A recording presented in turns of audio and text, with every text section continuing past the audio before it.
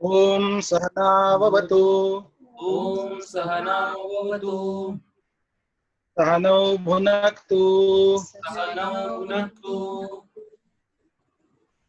सह वीर्यं करवावहै सह वीर्यं करवावहै तेजस्विनावधीतमस्तु तेजस्विनावधीतमस्तु मा विद्विषावहै। मा विद्विषावहै। ओम शांति शांति शांति। ओम शांति शांति शांति।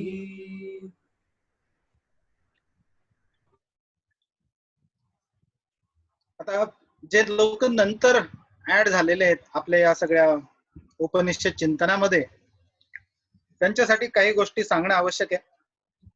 त्या पहिल्यांदा सांगतो की आपण हे उपनिषद चिंतन जे घेतोय त्याच्यामध्ये आपण जे घेतलेलं उपनिषद आहे ते आहे कृष्ण यजुर्वेदीय ब्रह्मबिंदू उपनिषद किंवा अमृतबिंदू उपनिषद. सामवेदीय अमृतबिंदू उपनिषद दोन्ही एकाच प्रकारचे आहेत, एकाचीच दोन नाव आहेत. आणि म्हणून कृष्ण यजुर्वेदी उपनिषद असल्यामुळे आपण कृष्ण यजुर्वेदाचा शांती मंत्र घेतला. ओम सहनाववतु सहनौ भुनक्तु सह वीर्यं करवावहै वहै तेजस्विनावधीतमस्तु मा विद्विषावहै असा. जर सामवेदी उपनिषद असतं तर आपण भद्रं कर्णेभिः शृणुयाम देवाः हा घेतला असता. असो, या उपनिषदेची सुरुवात जी झाली आहे ती मनोहित विधम प्रोक्तम शुद्धं च अशुद्धमेव च अशुद्ध काम संकल्पम शुद्धम काम विवर्जितम या आश्रुतीपासून झाली. मन लयाला नेण्याचं साधन याच्यामध्ये सांगितलं गेलंय. त्याच्यानंतर आत्माचं स्वरूप आणि ब्रह्माची प्राप्तीचा उपाय या उपनिषदामध्ये सांगितला गेलेला. या गेल्या 2-3 दिवसामध्ये एकादशी पासून सुरू केलं. किती दिवस झाले? आज अमावस्या आहे, म्हणजे 4 दिवस झाले, 5वा दिवस. तर त्या दिवसांमध्ये आपण जे पाहिलेलं आहे तो भाग थोडक्यामध्ये आपण एकदा पाहूया आणि पुढच्या भागाला जाऊया. ते हे राहू दे, गुरुचे दत्त तो हे जे केलं ना त्याला ते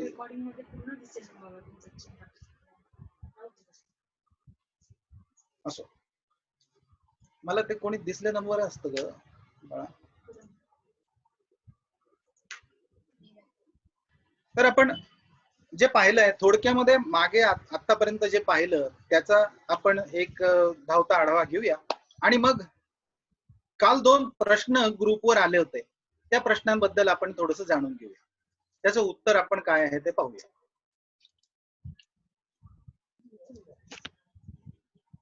तर या उपनिषदेची सुरुवात झाली आहे त्याच्यामध्ये सांगितलंय की मनोहित विविधम प्रोक्तम. मन 2 प्रकारचं असतं, एक शुद्ध असतं एक अशुद्ध असतं. शुद्ध मन जे आहे ते काम संकल्प रहित मन असतं. अशुद्ध मन जे आहे ते काम संकल्पांनी युक्त मन असतं. अशुद्ध मन जे आहे ते विषयांनी बांधलं गेलेलं आहे आणि म्हणून पुढे म्हटलंय की मन एव मनुष्याणां कारणं बंध मोक्षयोः बंधाय विषयासक्तम मुक्ते निर्विषयम सुतम. म्हणजे जे विषयांनी बांधलं गेलेलं आहे ते मन बंधनामध्ये आहे, त्यामुळे जीव बंधनामध्ये आहे. आणि जे विषयांपासून मुक्त आहे ते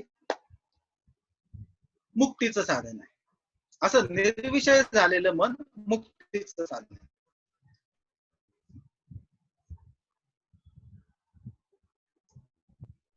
पुढे मग सांगताना त्यांनी असं म्हटलंय की असं जे मन आहे ज्याच्यामधल्या विषय संकल्पांचा निराश झालेला आहे ते लय पावतं. विषय शून्य मन आहे, संकल्प शून्य मन जे आहे ते लयाला जातं आणि ते लयाला जाणं हीच परमस्थिती आहे, हीच मोक्षावस्था आहे. ज्यावेळी हे मन असं मन जे आहे संकल्प शून्य झालेलं मन हृदयामध्ये स्थिर होतं, उन्मनी भावाला प्राप्त होतं, त्यावेळी जे जी स्थिती प्राप्त होते तिला म्हटलंय परमपद. पुढे त्यांनी सांगितलंय की असं जे मनाला आपण विषयांपासून दूर करत नेतोय तर कुठपर्यंत मनाला रोखायचं आहे, तर जोपर्यंत मन हृदयामध्ये विलीन होऊन जात नाही तोपर्यंत. त्यानंतर रोखण्याची काही गरज उरत नाही, कारण मनच उरलं नाही तर रोखायचं कोणाला, हा भाग आहे. ज्यावेळी मनाचा लयच होऊन गेला त्यावेळी रोखण्याची गरज नाही पडत. तर अशा पद्धतीने मनाचा लय झाल्यानंतर ते हृदयामध्ये विलीन होईपर्यंतच किंवा मनाचा लय होईपर्यंतच त्याला रोखायचं आहे. आणि असं मनाचा लय हृदयामध्ये होणं यालाच ज्ञान म्हणतात किंवा मोक्ष म्हणतात. आणि याच्या व्यतिरिक्त जे जे काही बोललं जातं, जे जे काही सांगितलं जातं, तो फक्त ग्रंथाचा विस्तार मात्र आहे. त्यामुळे या ज्या गोष्टी आहेत फक्त तिथपर्यंत जाण्यापुरत्या सांगितलेल्या काही काही काही काही ठिकाणं आहेत, काही गुण आहेत असं आपण म्हणू. महत्वाची गोष्ट ही लक्षात ठेवायची असते. असं झाल्यानंतर मग तिथे न चिंतनीय काही राहत, न अचिंतनीय काही राहत. अशी जी परिस्थिती येते त्या ठिकाणी मन हे पक्षपाती राहत नाही. मन जे आहे ते लय पाहून सम होऊन जातं आणि मग सगळ्याच गोष्टीकडे ते समानतेने पाहायला लागतं. आता हे सगळं करण्यासाठी इथपर्यंत झाली गोष्ट, मनामध्ये आपण विषय जे आहेत ते येऊ दिले नाही, विषयांपासून मनाला दूर ठेवलं, पण हे झाल्यानंतरही पुरेसं होत नाही. तर पुढे त्यांनी सांगितलंय की स्वर अर्थात प्रणव के साथ परमात्मा की एकता करे. मग आपण ओंकार म्हणून, स्वर म्हणून, स्वरयुक्त ओंकार म्हणून आपण परमात्म्याची एकता करावी. आणि नंतर प्रणवाच्या अतीत जे परमतत्व आहे त्याचं चिंतन करावं. आता ते कसं करावं, काय करावं पुढे येतच आहे, पुढे सांगितलं जाणार.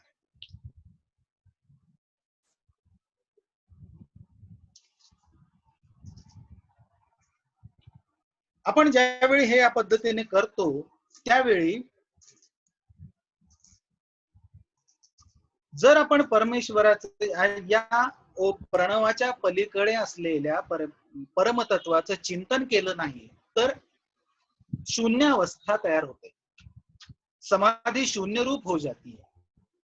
म्हणजे त्यावेळी जी समाधी आलेली आहे ती शून्य रूप होऊन जाते. आणि त्यासाठी ती शून्य रूप होऊ नये यासाठी आपल्याला काय करायचंय, तर त्यावेळी प्रणवातीत असलेला जो परमतत्व आहे, असलेलं जे परमतत्व आहे त्याचं आपल्याला चिंतन करायचं. आता असं जे परमतत्व आहे ते कसं आहे, तर ते कलाओं से रहित है, अर्थात अवयवहीन है. त्याला काही अवयव नाही, कला नाही. कला म्हणजे काय आपण काल पाहिलं, आहे, निरंजन आहे, मायारूप आहे, मलरहित असं जे ब्रह्म म्हटलं जातं ते ब्रह्म म्हणजे असं परमतत्व आहे जे प्रणवाच्या पलीकडचं आहे, प्रणवातीत आहे. आणि असं जे परब्रह्म तत्व आहे ते म्हणजे मी आहे असा संकल्प किंवा असं त्या ठिकाणी आपण स्वतः जाणून घ्यायचं आहे. संकल्प करण्याची गरजच नाही, कारण असं आहे की मनच नाही तर संकल्प होऊ शकणार नाही. त्यामुळे मनाची लयावस्था झाल्यानंतर अशा परम तत्वाचं चिंतन करत असताना आपण त्या परमतत्वाशी एकरूप आहोत असं आपण तिथे जाणून घ्यायचं आहे. तिथपर्यंत आपण कालपर्यंतचा भाग पाहिलेला आहे. आतापर्यंत जे आलेलं नाहीत त्यांच्यासाठी म्हणून मी हा सगळा भाग सांगितला. आता याच्या पुढचा भाग आपण पाहणार आहोत, पण तत्पूर्वी 2 प्रश्न विचारले आहेत, 2 जणांनी विचारले होते, त्याची थोडक्यात किंवा कसं ते पाहू. आता उत्तर देतो. एक प्रश्न विचारलेला आहे मनीषने की काय प्रश्न आहे पाहू रे, किंवा मनीष तू सांग.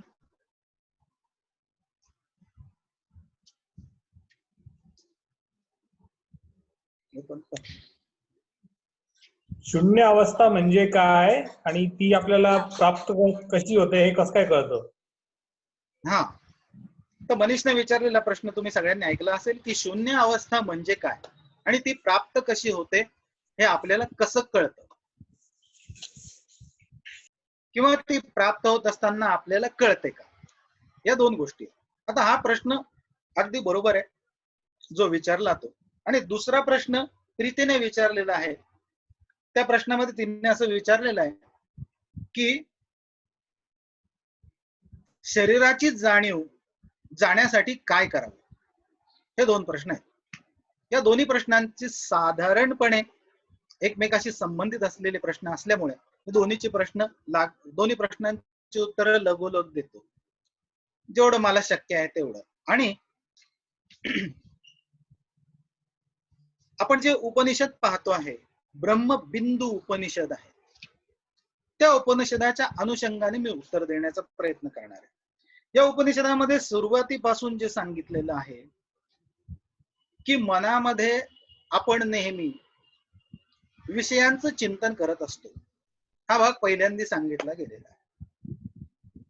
आपल्याही अनुभवामध्ये तेच आहे की आपल्या मनामध्ये अनेक इच्छा निर्माण होत असतात. त्याचं कारण काय? तर त्या शरीराच्या गरजा असतात अनेकदा, आणि म्हणून त्याच्या इच्छा आपल्याला निर्माण होतात. आपल्याला खाण्याची इच्छा निर्माण होते. का होते? कारण ती शरीराची गरज आहे. आपल्याला कपड्यांची इच्छा निर्माण होते. का होते? कारण ती शरीराची गरज आहे. पण हळूहळू या इच्छा ज्या आहेत या त्याच्याही पलीकडे जायला लागतात. शरीराची इच्छा सोडून आपण काही वेळेला त्या इच्छा वाढवतो. त्याचं कारण काय आहे? तर आपल्यामध्ये एक वासना जे आहे ते संग्रह करण्याची इच्छा सुरू होऊन जाते की आज नाही उद्या लागलं तर, अडचण आली असताना लागलं तर, हा विषय मनामध्ये असतो. त्याचं कारण आहे की आपल्याला दुसरी गोष्ट महत्वाची आहे, ती भीती आहे की आज मिळेल पण उद्या मिळेल का नाही माहित नाही. मग आज जर आपल्याला जास्त मिळालंय तर आपण साठवून ठेवूया, म्हणजे आपल्याला उद्या उपयोगाला येईल. शरीराची आज गरज मला जेवताना 2 पोळ्या 3 पोळ्या 4 पोळ्या जी असेल ती असेल तेवढे आपण जेवण केलं की संपला विषय. बाकीच्याचा विचार करायची खरं गरज नाही. पण आपण काय करतो तर आपण आजचं नाही विचार करत, आपण महिन्याभराच्या रेशनचा विचार करतो किंवा वर्षभराच्या याचा विचार करून ठेवतो आणि मग आपण साठवण करतो आणि मग याच्या मोहात पडतो. ते साठवण करण्यासाठी ज्या ज्या गोष्टी लागतात त्या सगळ्या करतो. पण या सगळ्या गोष्टीचा सेंटर पॉइंट जर आपण पाहायला गेलो तर काय आहे? देह आहे. ही गोष्ट लक्षात ठेवण्याची आहे की या सगळ्या ज्या अवस्था आहेत या देहासाठीच्या आहेत. आपल्याला जे जे सगळं लागतंय ते कशासाठी लागतंय? तर देहासाठी लागतंय. आणि म्हणून हे सगळं ज्यावेळी आपण वाढवत जातो त्यावेळी त्या गुंत्यामध्ये अडकत जातो आणि मग आपल्याला असं जाणवायला लागतं की अरे आपण तर परतंत्र होत चाललो. म्हणजे आपण सकाळी उठतो, सकाळी उठल्यापासून देहाला लागतं म्हणून अन्न मिळावं यासाठी काम करतो, पैसा मिळवतो, पैसा कमवतो आणि ते करता करता आपली अवस्था अशी असते की आपल्यासाठी म्हणून, समाधानासाठी म्हणून, सुखासाठी म्हणून आपल्याला काही वेळ हवा असतो, तो सुद्धा आपल्याला मिळेल असं होऊन जातो. आपण अडकून पडतो आणि मग त्यातनं बाहेर पडण्याचा उपाय काही आपल्याला सापडत नाही. तो उपाय इथं सांगितलेला आहे की यातनं बाहेर कसं पडावं. तर आपल्या ज्या कामना आहेत, आपले जे संकल्प आहेत, आपल्या ज्या इच्छा आहेत त्या आपण कमी कमी करत जाव्यात. विषय संकल्प जे जे असतील ते आपण कमी कमी करत न्यावे. ते कमी कमी करत नेले तर मग हे सगळं होऊ शकतं. पण गंमत अशी आहे की हे विषय संकल्प कमी करणं इतकं सोपं आहे का? मनामध्ये आणलं तर हे संकल्प कमी होतात का? तर नाही होत. मग त्याच्यासाठी घाई करूनही चालणार नाही. एखाद्या वेळी आपण हे सगळं ऐकल्यावर आपल्याला अचानक वाटतं अरे मग हे सगळं सोडून दिलं पाहिजे, मग आपण काहीच करायचं नाही, काही विषय मनात आणायचा नाही आणि मग ते आपल्याला जमत नाही, जमलं नाही की आपण गापे होतो किंवा निराश होतो. तर त्यामुळे या बाबतीमध्ये न जाता आपण काय केलं पाहिजे? हळूहळू हळूहळू एक एक एक एक गोष्ट करायला सुरुवात केली पाहिजे. आता मनीषने सांगितलंय त्याच्यापर्यंत आपल्याला यायचं आहे. पण त्याच्या आधीची ही सगळी प्रोसेस आहे. ही प्रोसेस या दोन्ही उत्तरं द्यायची म्हणून मी हे सगळं सांगतो की आपल्याला देहाची जाणीव कशी जाईल यापर्यंत येण्यासाठीच्या ज्या प्रोसेस आहेत त्याच्यापैकी उपनिषदाप्रमाणे सांगितलेली जी प्रोसेस आहे ती प्रोसेस म्हणजेच मनातल्या विषय वासना बाहेर काढत जाणे हा त्याचा मार्ग आहे. ज्यावेळी मनामधल्या या विषय वासना निघून जातात त्याच वेळी आपल्यामध्ये देहाची अवस्था जी आहे ती बाजूला निघते. देहाची जाणीव बाजूला निघते असं म्हणणं चालणार नाही, तर देह तादात्म्य भाव जो असतो तो नाहीसा होतो. देहाची जाणीव जात नाही.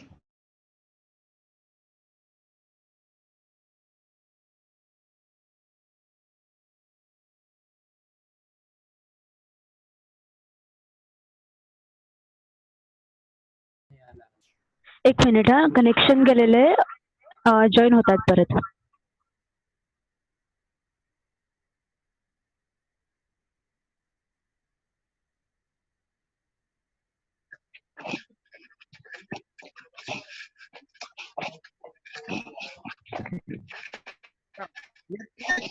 ती लाईव्ह बोलते, ती बोलते ते आपल्याला हॅलो, कनेक्शन तुटलंय. ऐकू येत नाही का?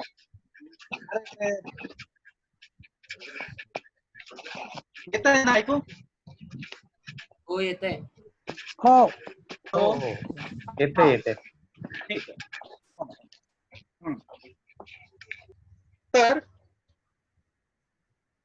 देहातनं आपण देह तादात्म्य जाणं हा भाव आहे.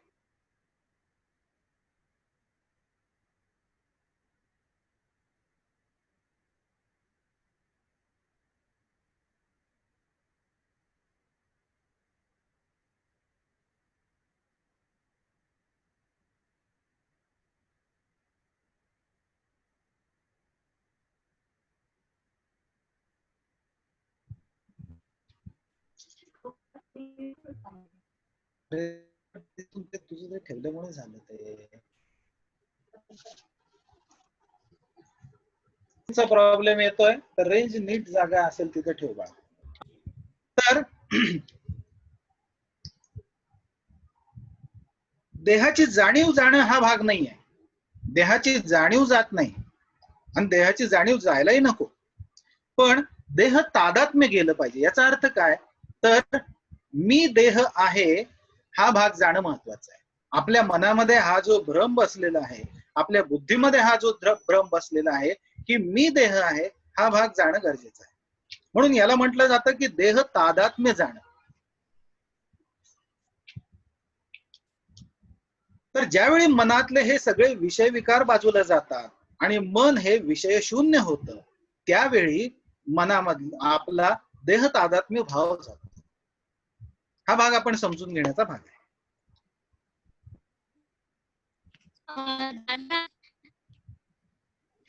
मना कोणाचा प्रश्न आहे का काही? प्रीती काहीतरी हा, विचारते. अरे दादा मी आता माझ्याकडे जॉईन होत नव्हतं, मी आता बर आले तर ठीक आहे, असू दे. माझा प्रश्न फक्त या अनुषंगाने होता. काल मला वाटतं ग्रुपवरती कोणीतरी उत्तर देण्याचा प्रयत्न केलेला आहे, पण माझा प्रश्न कोणत्या अनुषंगाने ते सांगते मी की ठीक आहे, आपण ह्या सगळ्या गोष्टी वाचतो वगैरे, या सगळ्या गोष्टी ठीक आहे, पण ज्या वेळेला व्यवहारामध्ये बऱ्याचदा असं होतं की आपण कोणाशी तरी बोलत असतो आणि समोर आवाज गेलाय, बाहेरच पडली आहे खाली. हा रेंजच कट झालेली असेल.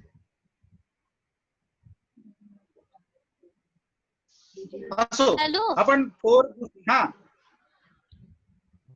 हॅलो, हा, तर बऱ्याचदा असं होतं की आपण कोणाशी तरी बोलत असतो आणि मग समोरची व्यक्ती आपल्याला खूप काहीतरी बोलते.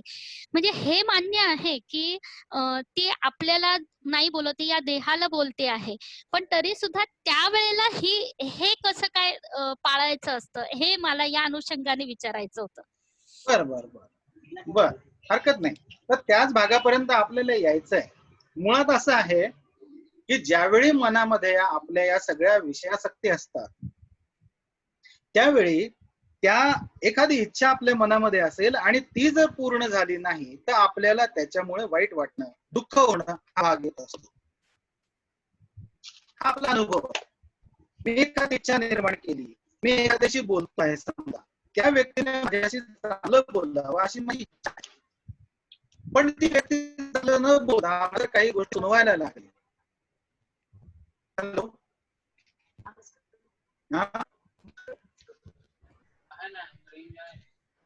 खूप कमी आहे बघा, जिथे ती चांगल्या जागी ठेवतो बरोबर जिथे येते.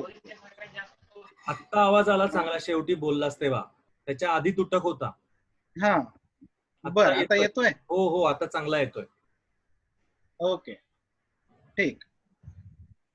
तर आपल्या मनामध्ये ज्या इच्छा असतात त्या इच्छांची पूर्ती झाली नाही तर आपल्याला वाईट वाटतं आणि मग आपल्याला त्या गोष्टीला त्रास होतो. तर गोष्ट आहे की कोणी आपल्या देहाला बोलतं का आपल्याला बोलतं की काय बोलतं हा निराश. ते काय बोललं आपल्याला बोललो नाही देहाला बोललो, शेवटी त्या बोलण्याचा जर त्रास होत असेल आपल्याला. ओके, ठीक आहे. तर आपल्या मनातल्या इच्छा ज्यावेळी पूर्ण होत नाही त्यावेळी आपल्याला त्याचा त्रास होत असतो नेहमी. मग असा त्रास होणं आपल्याला नको असेल तर आपण काय करायला पाहिजे, तर मनातल्या इच्छा कमी करत मिळत हाच त्याच्यावरचा उपाय आहे. ज्यावेळी या मनातल्या इच्छा कमी कमी होत जातात त्यावेळी आपोआपच मनामध्ये समता येते आणि समजता आली की मग आपल्याला कोणी बोललेलं आपल्या हिताचं असो किंवा हिताचं नसो, आपल्याला त्रासदायक असो किंवा असो, हेही असेल तरी सुद्धा आपल्याला त्याचा त्रास होत नाही. ही सम अवस्था निर्माण होते. पण मग प्रश्न असाच आहे की याच्यासाठी साधन काय? नुसतं विषय असे आपण बाजूला ठेवायचे, इच्छा कमी करायच्या, हे साधन इतकं सोपं आहे का? तर इतकं सोपं साधन नाहीये. आपल्याला वाटतं तेवढं हे सोपं साधन नसतं. एकदम या सगळ्या इच्छा नाहीशा होतील का मनातल्या? तर नाही होणार. त्याच्यासाठी काय करायला पाहिजे, तर एकनाथ महाराजांनी सांगितल्याप्रमाणे केलं पाहिजे की एकाएकी सकळ विषय असती त्याग कर्मे प्राणी असी. आपण जर एकाएकी या सगळ्या विषयांचा त्याग करायला लागलो तर होत नाही. मग त्याच्यासाठी आपण काय केलं पाहिजे की या लागे निषेधोनी, या लागे निषेधे निंदुनी त्यासी शनै शनै विषयासी त्यागावी. म्हणून आपण हळूहळू एक एक एक एक एक गोष्ट बाजूला ठेवली पाहिजे. याच्यासाठीच मग आपल्याला वेदांनी जे सांगितलेलं आहे की या गोष्टी कराव्यात, या गोष्टी करू नये, हा भाग त्याच्यासाठी आपल्याला आहे. मग करू नये हा भाग आपण गेलो की करावा हा भाग थोडा शिल्लक होतो. मग करावा हा भाग सुद्धा आपण हळूहळू बाजूला टाकत जायला सुरुवात करावी लागते. असं करता करता करता करता विषयातल्या इच्छा बाजूला गेल्या की मग आपण या अवस्थेपर्यंत येऊन पोहोचतो की मन हे विषय शून्य होत, इच्छा शून्य होत, कामना शून्य होत. आणि एकदा का कामना शून्य ते झालं की मग तुम्ही बोला, काहीही बोला, त्याचा त्रास आपल्याला होत नाही.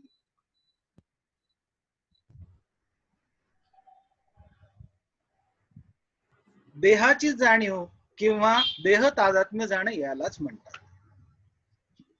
हा देह नसून आपण ब्रह्मरूप आहोत ही गोष्ट समजून घेणं हे त्याच्यासाठी आवश्यक आहे. काल जे देशपांडेंनी उत्तर दिलं त्याच्यामध्ये ही गोष्ट त्यांनी सांगितली होती आणि ती बरोबर आहे की मी देह नाही हे समज, पण मी देह नाही हे नुसतं समजून चालणार नाही.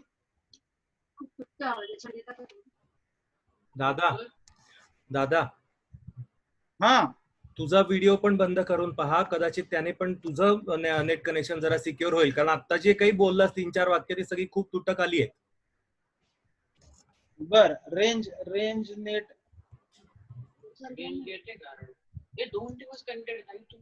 व्हिडिओ तुझा बंद करून पहा, म्हणजे एखाद्या वेळेला ती रेंज तुझ्याकडे व्यवस्थित राहील, तो तिथे व्हिडिओला वापरला जाणार नाही. एक मिनिट हा, आपण 1-2 मिनिटं फक्त जरा मी सेट करतो आणि मग आपण परत सुरू करूया. चालेल.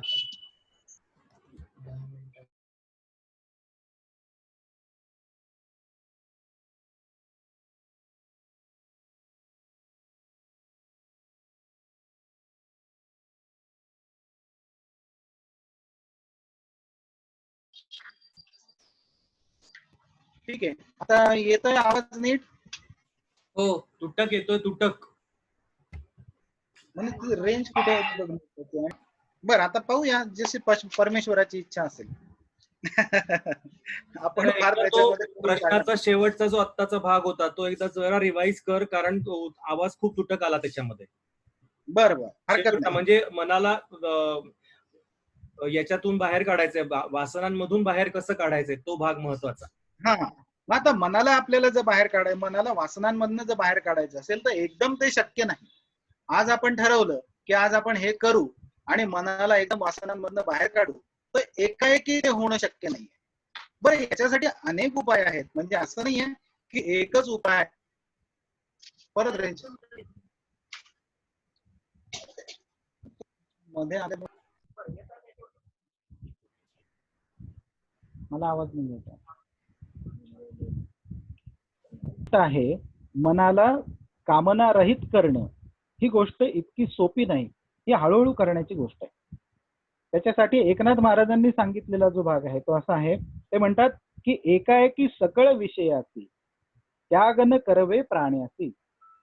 सगळेच विषय आपण एकाएकी त्यागायला लागलो तर शक्य होणारच नाही आपल्याला, कारण विषय अनंत आहेत आपल्यासाठी. खरं तर 5च खरे विषय असतात, पण त्याचे एकमेकांचे कॉम्बिनेशन होऊन त्याचे अजून बरेच प्रकार होऊन ते खूप होऊन जातात आणि त्यामुळे हे विषय अनंत होतात. म्हणून आपल्याला या विषयांचा त्याग करणं एकाएकी शक्य होतच नाही. या लागी निषेधे निंदुनी त्यासी शनै शनै विषयाची त्यागावे. म्हणजे काय, तर याच्यामधला वाईट भाग कुठला तो काढावा, चांगला भाग कुठला तो काढावा. मग वाईट आहे त्याचा त्याग करत जावा. पण वाईट भाग कसा काढणार, तर त्याच्यासाठी आपण वेदांचा विचार घेतला पाहिजे, वेदांचा परामर्श घेतला पाहिजे. वेदांनी आपल्यासाठी स्वहित जे सांगितलेलं आहे, स्वधर्म जो सांगितला आहे, स्वकर्म जी सांगितली आहे, स्ववर्ण जो सांगितला आहे, त्याप्रमाणे आपण कार्य करीत जाणं आणि त्याच्या ज्या ज्या कार्यांचा निषेध केलेला आहे ती सोडत जाणं, हा भाग त्यासाठी आवश्यक आहे. आणि म्हणून असं ज्यावेळी आपण करू, हळूहळू हळूहळू एक एक विषय बाजूला टाकत जाऊ, त्यावेळी ते होणार आहे. एकदम होऊ शकत नाही. समजा एक पोतभर तांदूळ आहेत आणि त्याच्यामध्ये काही खडे आहेत, हे सगळेच एका फटक्यामध्ये बाजूला काढता येतील का? नाही.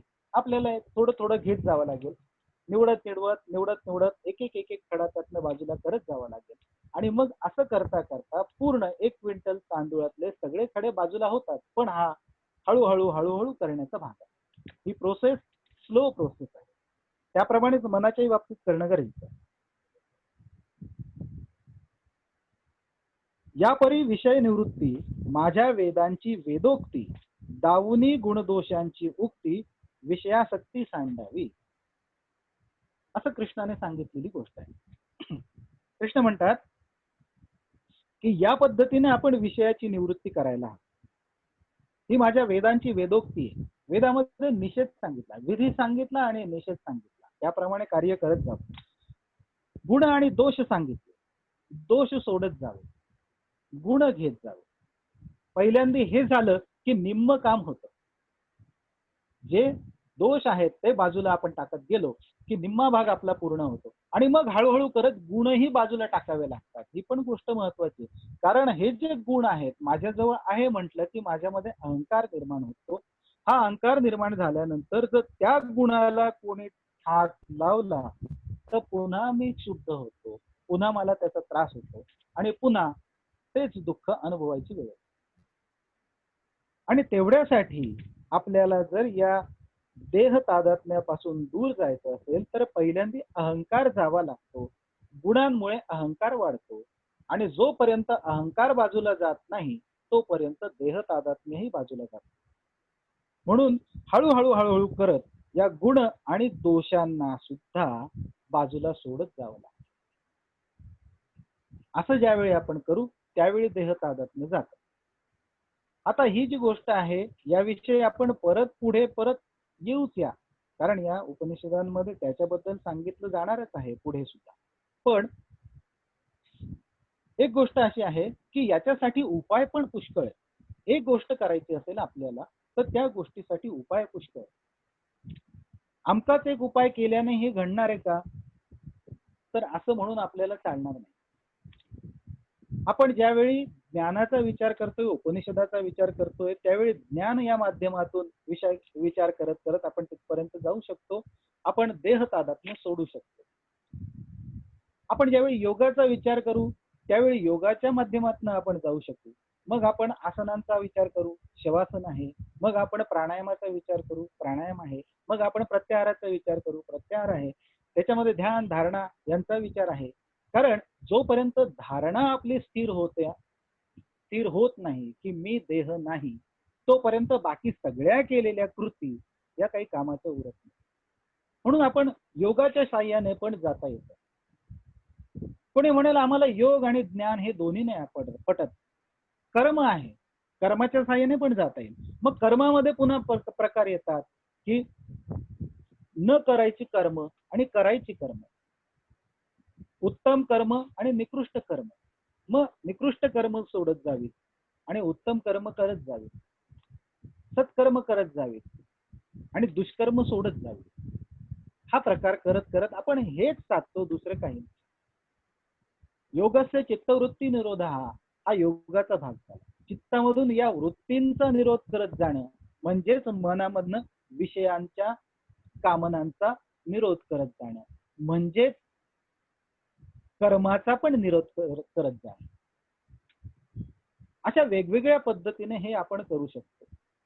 कोणी भक्तीच्या माध्यमातून करणार असेल तर त्याला सुद्धा भगवंताचं चिंतन करत राहणं आणि भगवंताचं चिंतन करता करता देह तादात्म्य सोडत जाणं हा भाग शक्य आहे. भगवंताचं चिंतन करता करता सुद्धा ठेविले अनंत तैसेची राहावे, चित्ती असू द्यावे समाधान करता करता आपल्यावर येणारे जे जे प्रसंग आहेत त्याच्यातनं आपण बाहेर पडायला लागतो आणि पडता पडता पडता देह तादात्म्य बाजूला वाहतो. हा पण प्रकार आहे. तर या पद्धतीने आपण देह तादात्म्य बाजूला ठेवू शकतो. इथे जो उपाय सांगितलेला आहे त्याच्यामध्ये उपाय सांगताना मनातल्या विषयांना बाजूला सोडावं हा एक उपाय